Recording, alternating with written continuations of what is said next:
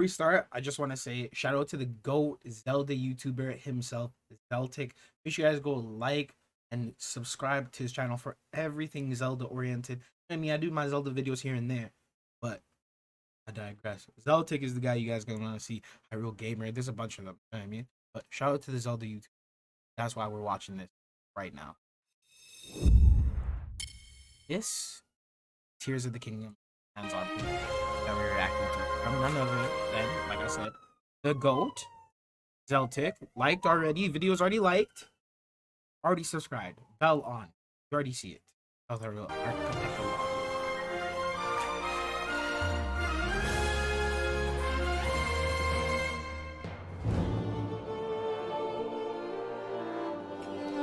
This one screen is burned into my brain and my memory from Zeltik now. Like it's just forever. Last week, I had the honour of being invited to Nintendo of Europe's headquarters to join a preview session for Zelda Tears of the Kingdom. My time with the game was split up into two separate play sessions. First, 20 minutes on the same area explored by AG Aonuma in his gameplay demonstration, where I could get to grips with the game and with Link's new abilities. I wasn't allowed to record anything from this part, but I was able to capture footage from the next section, where I was given 50 minutes to explore a section of Hyrule, a little ways north of the Great Plateau, and the Sky Islands floating above the area. And I've been provided with some footage from Nintendo for this section of the game too. I do have to closely follow an embargo agreement with this video. I'm only allowed to show a maximum of 15 minutes of gameplay footage, and there are a few things I saw during my time with the game that I'm not yet allowed to mention, that you'll have to wait to see for yourself in a few weeks. Anything to do with the game's story was kept as secret as possible. The save files set up for me were designed to show off Link's new mechanics, and the new methods he has to explore Hyrule and defeat enemies. So don't expect anything related to the story. The tiny little bits I did see, I'm not allowed to discuss. The first section took place on this area, known as the Great Sky Island. Again, I wasn't able to capture or show any footage or screenshots from my first session. So what you're seeing on screen for this part of the video is AG Aonuma's gameplay demonstration from a few weeks ago, and screenshots previously published by Nintendo from this area. Even though I only explored it for 20 minutes, I got the impression that the Great Sky Island is comparable in size to Breath of the Wild's Great Plateau. Perhaps slightly smaller, but it seems even more detailed. There are tunnels and caves leading between areas, enemy construct encampments, and even friendly constructs you can talk to, like the ranger construct seen in AG Aonuma's gameplay session, but other types too. Like the Great Plateau, I didn't have the paraglider for this section, so I was forced to experiment with Link's main abilities to explore the area. But this isn't just the Great Plateau again, but in the sky. It's a very different experience. In Breath of the Wild, you can cross the Great Plateau in pretty much any way you want, the only real difficulties being crossing the freezing river and surviving the cold temperatures. Moving around the Great Sky Island is more difficult, but more satisfying. There are minecarts on rails that you need to attach things to with Ultra Hand to traverse some sections, and multiple opportunities to use Ascend. Of course, Fuse is always useful, and the Zonai constructs seem to use this ability quite a lot too. They're able to grab nearby objects to fuse onto their own weapons. Up here, I did also try whistle sprinting, an easy glitch in Breath of the Wild that allows for faster movement. And it's not possible in Tears of the Kingdom, so I'd expect that a lot of the original game's exploits have been fixed here too. At one point, I fought and defeated the Golem construct boss, which was called a Flux construct. It was a much bigger boss fight than I thought it'd be. It made use of almost all of Link's new abilities, and took on multiple forms throughout the fight. A humanoid, a rolling box that tries to crush Link, and a flat plane, which you can ascend through. It was a really great fight, and I can imagine there are no end of different ways to defeat it. My second gameplay began in Hyrule Field, just north of Lake Colomo. I was able to record this session, though I'll have to cut the footage That looked like some Grand Theft Auto type. up and have been provided additional footage from Nintendo to show looks like some alongside my GTA own gameplay. Unlike the thing. first session, where I was just told to mess around and get to grips with the new abilities, this time I had objectives.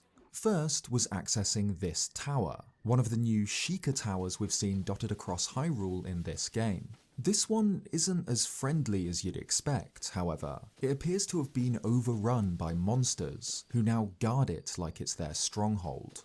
After the tower, I was told that my next objectives were above the clouds, an area known as the South Hyrule Sky Archipelago, found in the central Hyrule sky.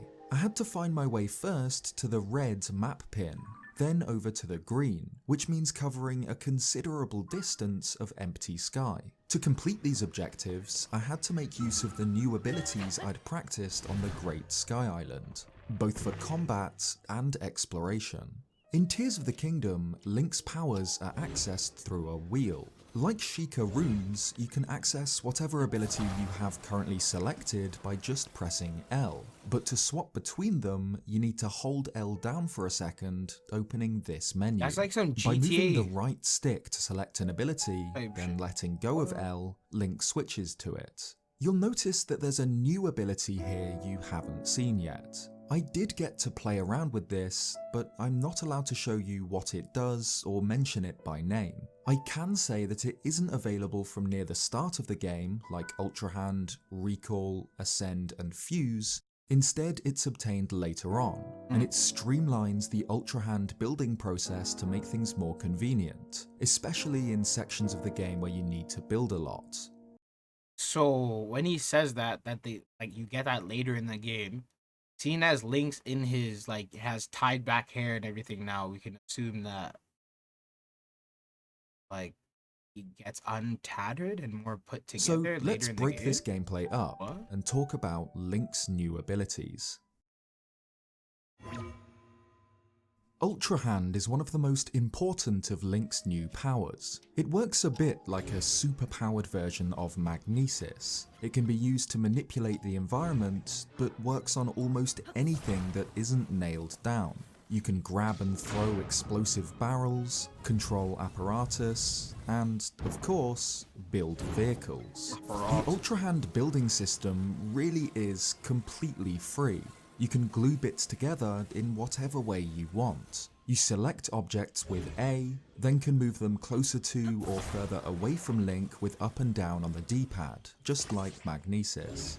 But you can rotate too, by holding the R button and using the D-pad. At first, this did feel a little bit tedious, but it did click after a while. By the end of the session, I had no problems at all rotating things quickly and accurately. Once an object is in the correct place, you can glue it by pressing A again. Building with Ultra Hand doesn't just let Link piece together parts he finds lying around. He can also access them from his inventory, which now has a separate category for Zonai devices, and can drop them in front of him. You can also drop devices straight out of the materials slider menu too, accessed by pressing up on the D-pad. In Tears of the Kingdom, all Zonai technology is powered by batteries. Most of the time, this is the energy cell Link has strapped to his hip, which it seems can be upgraded throughout the game with more power. These battery meters appear whenever Zonai technology is active. Once depleted, the technology switches off, but the battery meter will recharge when not powering anything. You can also add additional batteries to Zonai machines, which will deplete before any of Link's energy cells do. Throughout my sessions, I obtained Zonai parts in different ways. Larger elements, like stone gliders or floating platforms, are just found around the world, but smaller gizmos like fans, rockets, and additional batteries are sourced from these pachinko-style machines, where, by depositing Zonai charges into the hopper, Link will receive a random assortment of Zonai parts to store in his inventory. These charges are dropped That's by what those are. constructs. That's fire. Are you not dumb? only do they drop weapons and horns to fuse with, they drop an item which can be directly exchanged for vehicle parts, as well as be consumed to replenish Link's battery meter. So, to reach the tower, I decided to ignore the monster camp and built a flying machine by gluing a balloon to a wooden board, then attaching a like the Master Cycle flamethrower, known in Zero, this how game they as a have Zonai mechanic. flame emitter, to the base, facing upwards so that the fire and hot air was propelled into the balloon. This worked, though I didn't have any way to steer the vehicle because I hadn't added the handlebars. They weren't necessary. It gave me enough elevation to begin sniping the stronghold's enemies. Of course, by fusing Keese eyeballs to my arrows to add homing properties and guarantee headshots, even from this distance, then paraglide to the tower. With my first objective complete, Different glider. The glider is Sheikah this time. What's up with that? Why is the glider changed? I then so many took to the times? skies, using a new method not seen before in trailers or gameplay. Oh. You go down, it goes sky, land, underneath. Demos that, unfortunately, I'm not allowed to show here. Ultra Hand became even more important up here. Connecting Zonai parts together to create vehicles was the main way to cross the empty space between the floating islands. I was able to glide straight to my first objective, the red pin, where I put down a travel medallion in case I fell off. That comes back. If you played any of the Breath of the Wild DLC, you'll recognize this item, and it returns in Tears of the Kingdom, where it functions the same way. But I was still a long way from the closest island, so I had to find a solution. Using Ultra Hand and some Zonai rockets that were conveniently lying around, I was able to transform a floating platform into a plane. I rotated the rockets and set them at a 45-degree angle so I had to away. But I was still a long way from the closest island, so that thing just I levitates. had to find a solution. Using Ultra Hand and some Zonai rockets that were conveniently lying around, I was able to transform a floating platform into a plane. I rotated the rockets and set them at a 45-degree angle, facing away from me, and stuck them on by pressing A when they were in the correct position. Like all Zonai parts, the rockets activate when struck, launching the platform into the sky. Rockets don't last forever though, they vanish before long, but the platform had enough momentum to cross the gap. These Zonai platforms are found everywhere in the sky, their gimmick being that they aren't affected by gravity. They can be moved with Ultra Hand or Zonai devices, but will come to a stop without falling. Another mode of transport on the Sky Islands was the stone glider. With Ultra Hand, I fastened some fans, a battery, and a set of handlebars to one, creating a proper flying machine that I had full control over. The extra battery drained before any of Link's battery packs were used, giving me quite a lot of time in the air with this thing. I tried different setups for the glider too, including attaching a rocket, which, as you can imagine, was incredible.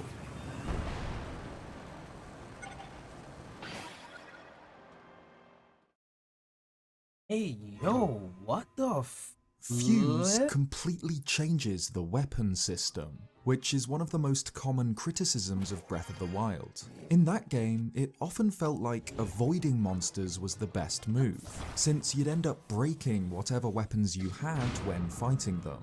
But in Tears of the Kingdom, every enemy drops at least something you can fuse to a weapon, which often makes them considerably stronger and more durable.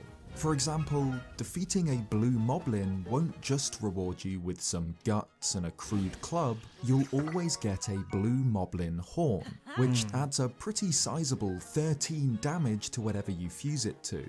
In general, defeating monsters is a lot more rewarding in this game, like how the constructs drop Zonai charges, which I mentioned earlier. I had 2 runs through this second gameplay session, as I mentioned earlier. I had 2 runs. That rock thing has an entrance to it. through this second gameplay session, and on What the the heck? second decided to actually fight the enemies rather than gliding over them. The tower stronghold was ruled by a blue boss bokoblin with a ton of health. I didn't really have any strong weapons, so I went to my inventory, dropped a Zonai flame emitter and fused it to a shield, creating a flamethrower, which the boss bokoblin did not like. I got him down to a tiny bit of health, fused a sapphire to an arrow to make an ice arrow, then killed myself with it.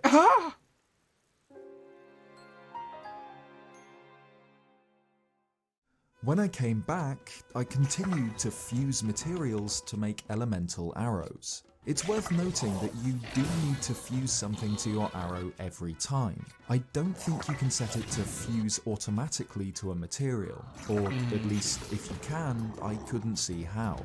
But fusing materials to arrows is a lot of fun, and can have all sorts of different effects, like fusing a gonna put muddle the meat bud on the to an stick, arrow, fam? which Put the meat on confuses the stick enemies and and fling causes it. them to attack each other. Nice. You can fuse anything. I made an acorn arrow, which I don't think did anything other than add 1 extra point of damage, but it delivered the killing blow anyway.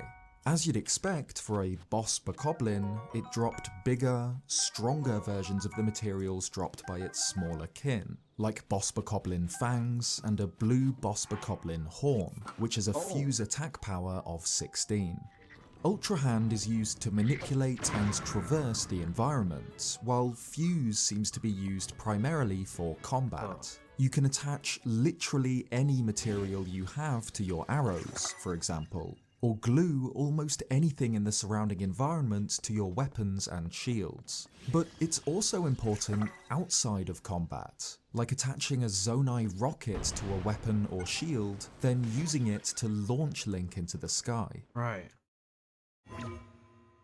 Yo. Compared to Ultra Hand or Fuse, I didn't have as many opportunities to use Recall. Of course, we've seen it used to reverse the momentum of falling chunks of Sky Island, which Link can ride back up, but it can also be used to reverse the movement of your own Zonai vehicles. I used Recall on the platform I launched with rockets, which sent it all the way back down to the island it started on. But Recall also has applications in combat. For example, at the top of the Stronghold's bridge, a group of bokoblins have set a trap, and will roll a spiked ball down at you. Link can reverse this with Recall, sending the ball rolling back towards the enemy camp. At one point, I faced a Zonai construct on a floating platform, who tried to snipe me with arrows fused with rockets. I tried It's to crazy use that that man Recall can on a use it rocket too. to send it back at the construct, but unfortunately it doesn't look like this is possible, so I opted to send my own rocket back with the bow. It's like the It's Matrix, also bro. used in puzzle solving, like here, to reverse the closing of a small pond's drainage gate and allow Link time to get to a chest at the bottom. Ancient. Ascend lets Link jump through ceilings and emerge on the other side. Yeah, there's time travel This is going the on here. ability I used the Something's going least on. during my gameplay sessions, though it wasn't useless. There is a height limit on this ability. Here, it wouldn't allow me to ascend to the higher parts of the bridge, only the lower end away from the tower. Notably, time freezes while Link pops his head out of the floor after using this ability, giving you time to assess the surroundings and make a plan. Like how Fuse completely revolutionizes Breath of the Wild's weapon system, Ascend makes vertical exploration much simpler. Instead of climbing up mountains, it's possible to skip this entirely with this new ability. I can imagine Ascend having a lot of applications throughout the game, like fighting the Flux constructs, but my gameplay sessions didn't call for it too much. That's so hard. With Link's main abilities covered, let's talk about my overall experience with the game, as well as any little details that aren't specifically about his moveset. First, Koroks are back. Oh my days. Not again with the million Korok seeds. I'm dealing with it right now pretty much with Gimmighoul coins in Pokemon, but actual Korok puzzles, just like Breath of the Wild, which reward Link with Korok seeds just the same. If there's another 900 of them, let's These have hope there's a better- better reward this yeah. time around. Tears of the Kingdom's combat, unsurprisingly, works in a very similar way to Breath of the Wild, including the return of abilities like Flurry Rush, where avoiding an attack at the last second will slow time, allowing Link to counter. But the additions of Fuse, both to arrows and to Link's equipment, adds an entire new dimension to combat. As I mentioned earlier, it's far more rewarding here. The drops give you a reason to want to defeat every enemy you see, but also make the combat more creative and wacky than ever. You can do things like fuse an explosive That barrel man has to your armor shield, on. which will blow up whatever enemy hits it, Wait, but what? keep Link safe behind the shield. If you were a fan of the original game's sandbox style of combat, where you were rewarded for coming up with inventions but explosive Goblins wear armor. barrel to your shield, which will blow up whatever enemy hits it, but keep Link safe behind the shield. If you were a Goblins are fan actually of a the threat this original time, wow. game's sandbox style of combat, where you were rewarded for coming up with inventive ways to destroy your foes, then you'll absolutely love combat in this sequel. Zonai devices aren't just used this for is so Ultra Hand fire. building. I mentioned earlier fusing rockets to equipment to give Link some airtime, but another brilliant little Zonai contraption is the portable pot, which acts as a cooking pot, allowing Link to rustle up some food wherever Why? he is, Oh but my only lasts for goodness, one thank meal you. before disappearing. Oh. My gameplay sessions took place relatively early on in the game, That doesn't so make it I'm too sure there'll be an broken. incredible amount of ingenious Zonai tech to play around with. At first, the game feels like Breath of the Wild, with a bigger world and a whole new box of toys, but it's more than that. We've got a massively expanded world to adventure through, and an exponentially higher number of ways to explore it. I've played I think a launches lot things. of Breath of the What? Wild over the past 6 years, and even though the sequel is set in the same Hyrule, with the same Link, this is a very different game. It's something that I had to get to grips with when I played it. It was easy to play this like it's the original game. But Link is much more powerful here. He's able to move around the world and control his immediate environment in ways that weren't even close to possible in Breath of the Wild. Ultra Hand and Fuse together mean that Link can interact with the world around him in so many different ways. It probably goes without saying, but Speedrunner's Tears of the dream. Kingdom is every bit as good as I hoped it would be.